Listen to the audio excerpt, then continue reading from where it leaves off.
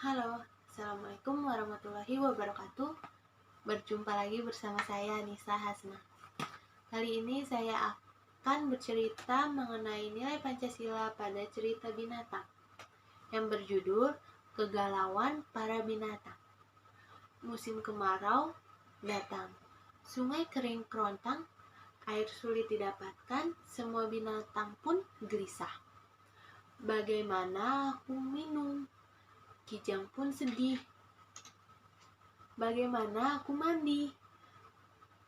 Kerbau pun gerah. Bagaimana aku minum? Bangau pun gusar. Bagaimana aku tinggal? Kodok pun gundah. Raja hutan pun ikut gelisah. Ia berpikir keras. Kancil mengajukan usulan. Kita harus bermusyawarah. Semua binatang harus dikumpulkan, kata Menteri Kancil. Gagak menyebar pengumuman. Pengumuman, semua binatang harap datang ke musyawarah hutan, kata Gagak sambil berteriak. Satu persatu binatang pun datang.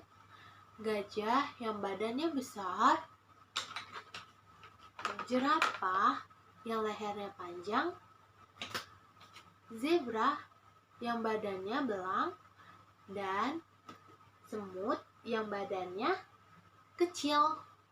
Akhirnya semua binatang menghadiri undangan. Tidak ada satupun yang ketinggalan.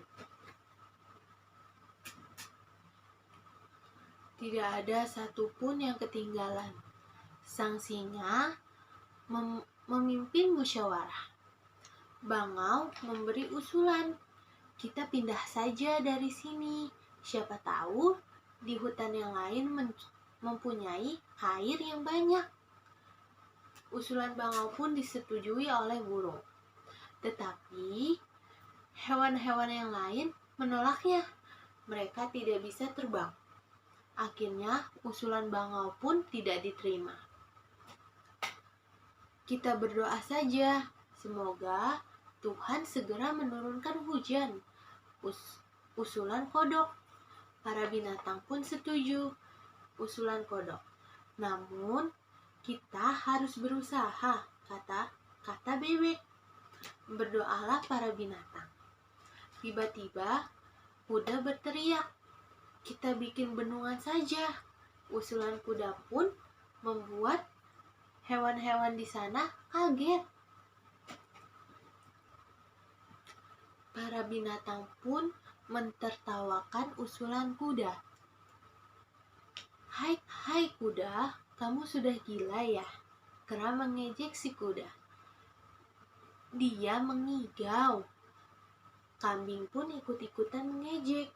Kuda jadi malu dan diam saja. Dia diam saja. Diam semua. Hormati yang sedang berbicara.